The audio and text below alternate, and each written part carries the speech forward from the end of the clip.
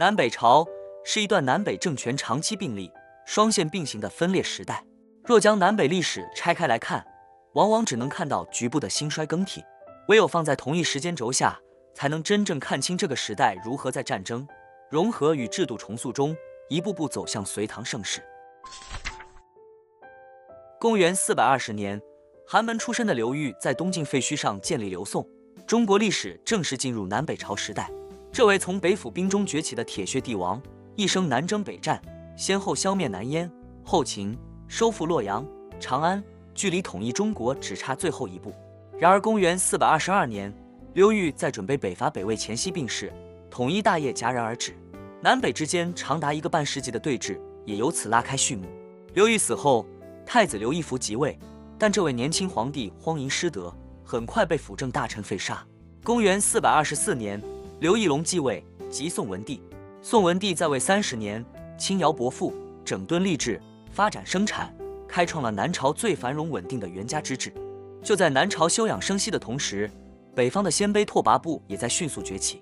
公元386年，拓跋圭建立北魏政权，经过数代征战，先后消灭后燕、夏、北凉等割据势力。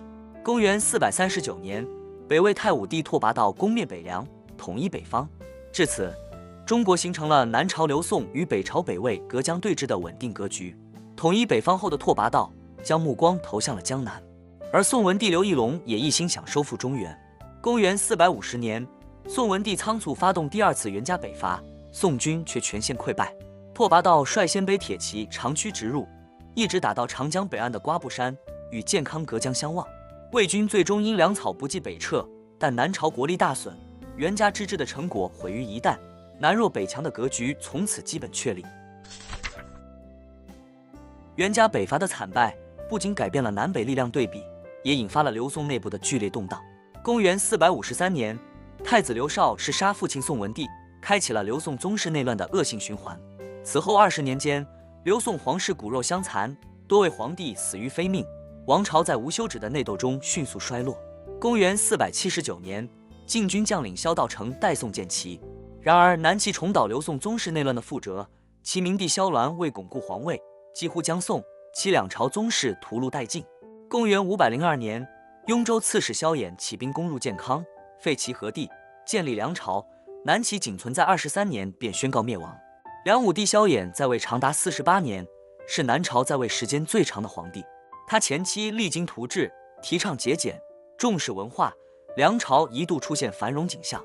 但晚年的萧衍逐渐沉迷佛教，4次舍身同泰寺，耗费大量财力兴建寺庙。杜牧后来那句南朝484，多少楼台烟雨中，正是这一时代的写照。此时的南朝看似繁华鼎盛，实际上已经危机四伏。与此同时，北方的北魏则在进行一场影响深远的改革。统一北方后，鲜卑旧有的部落统治方式已经难以适应中原社会。为了巩固统治，北魏孝文帝拓跋宏决心全面汉化。公元494年，他力排众议，将都城从平城迁往洛阳，并推行一系列改革，改穿汉服，学习汉语，改用汉姓，鼓励鲜卑贵族与汉人士族通婚，同时全面采用中原官制与律令。孝文帝改革极大地促进了北方民族融合和经济发展，加速了鲜卑族的封建化进程。但改革也引发鲜卑旧贵族的强烈不满，特别是镇守北方边境的六镇军民，他们原本地位显赫，是北魏军事支柱，但随着都城南迁和汉化深入，地位和待遇急剧下降，最终沦为被边缘化的群体。这种不满不断积累，酿成了一场毁灭性的大起义。公元523年，北魏六镇军民因待遇恶化爆发起义，史称六镇之乱。这场起义迅速席卷北方，北魏统治开始崩塌。在镇压过程中，尔朱荣、高欢、宇文泰等军事强人相继崛起。公元528年，尔朱荣发动河阴之变，在洛阳屠杀宗室与大臣2000余人，彻底掌控朝政。尔朱荣死后，北魏局势进一步失控。公元534年，北魏孝武帝元修因不满高欢专权，西奔长安投靠宇文泰。高欢另立袁善建为帝，迁都邺城，建立东魏。次年，宇文泰拥立元宝炬为帝，定都长安，建立西魏。曾经统一北方的北魏至此正式分裂。此后的东魏与西魏展开了长达数十年的争霸。高欢与宇文泰这两位乱世枭雄在沙苑、邙山、玉璧等地多次交锋。其中最惨烈的玉璧之战中，高欢率10万大军围城50余日，伤亡惨重，最终无功而返，并在不久后病逝。就在北方打得不可开交时，南方也发生了一场浩劫。公元547年，东魏大将侯景因与高澄不和，率部投降南梁。梁武帝不顾群臣反对，接纳了这个反复无常的降将，并因此与东魏交恶。侯景见南梁外强中干，遂于公元548年起兵叛乱，率军直扑建康。久不习战的南梁军队溃不成军，士卒门阀在刀锋下纷纷溃散。公元549年，建康陷落，梁武帝被困台城，最终在饥饿与屈辱中死去。侯景之乱是南朝历史真正的转折点，江南在战火中遭到毁灭性破坏，数代积累的财富与人口大量损失，延续数百年的门阀士族也在这场浩劫中迅速衰亡。公元552年，寒门将领陈霸先联合王僧辩平定侯景。5年后，陈霸先废梁禁帝，建立南陈，南朝进入最后一个王朝。与此同时，北方格局也彻底重组。公元550年，高阳废东魏，建立北齐。公元557年，宇文泰之子宇文觉废西魏，建立北周。南北朝进入北齐、北周与南陈三足鼎立的新阶段。三足鼎立的局面并未持续太久。占据富庶关东的北齐，虽然初期国力强盛，但统治者行为荒诞，酗酒滥杀成为常态，政治腐败，民族矛盾尖锐，国力迅速衰落。相比之下，占据关中的北周却在持续积蓄力量。宇文泰推行关中本位政策，融合胡汉人才，并建立影响深远的府兵制。府兵平时务农，战时出征，不仅增强了军队战斗力，也减轻了国家财政负担。公元560年，宇文邕即位，是为北周武帝。他雄才大略，在位初期隐忍12年，终于在公元572年诛杀专权的宇文护，亲掌朝政。北周武帝亲政后，推行了一系列改革，其中影响最大的是灭佛运动。当时佛教在北方极度兴盛，寺院占有大量土地和人口，严重影响国家财政收入和兵源。公元574年，北周武帝下令灭佛，焚毁寺庙4万余所，强迫300万僧尼还俗，极大地增强了北周国力。公元576年，北周武帝亲率大军东征北齐，此时的北齐早已腐朽不堪，军队毫无斗志。次年，北周攻破邺城，灭亡北齐，重新统一北方。然而就在北周武帝准备南下灭陈，完成统一之际，他却在北伐突厥途中病逝，年仅36岁。统一中国的重任最终落到了他的亲家杨坚手中。北周武帝去世后，其子宇文赟即位，是为周宣帝。周宣帝荒淫暴虐，在位仅2年便病逝，只留下年仅7岁的周敬帝。公元581年，外戚杨坚趁机夺权，建立隋朝，是为隋文帝。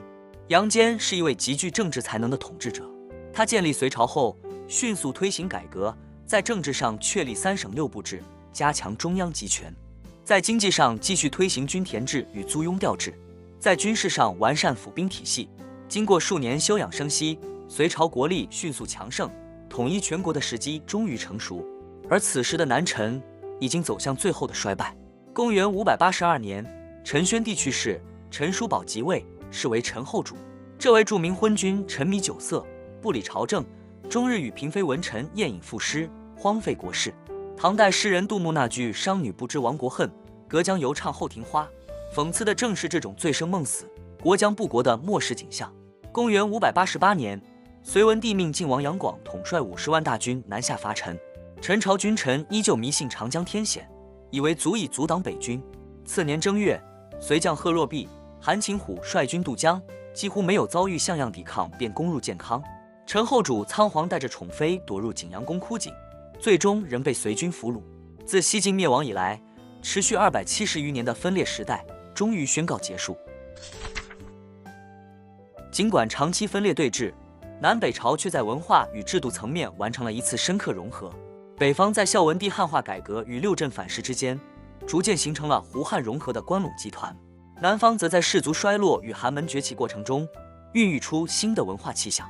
北朝留下了云冈、龙门、敦煌等石窟艺术，那是胡汉文化与佛教信仰结合后的精神产物；南朝则延续魏晋风流，谢灵运开创山水诗派，刘协著《文心雕龙》，钟嵘传诗品。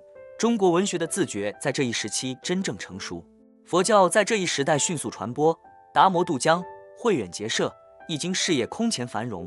道教也在寇谦之、陶弘景等人的推动下逐渐制度化。与此同时，均田制、府兵制、三省六部制雏形等关键制度也在北朝不断成熟，最终被隋唐全面继承。而衣冠南渡带来的北方生产技术与江南优越的自然条件结合，也让长江流域第一次成长为足以与黄河流域抗衡的经济中心。南北朝的历史是一部分裂与融合交织的宏大史诗。南朝的衰落源于门阀政治的内耗与军事体系的崩塌，北朝的崛起则得益于制度革新与民族融合。当门阀的余晖散尽，一个多元一体的强盛帝国已在血与火的洗礼中破茧而出。以上就是本期内容，点个关注，我们下期见。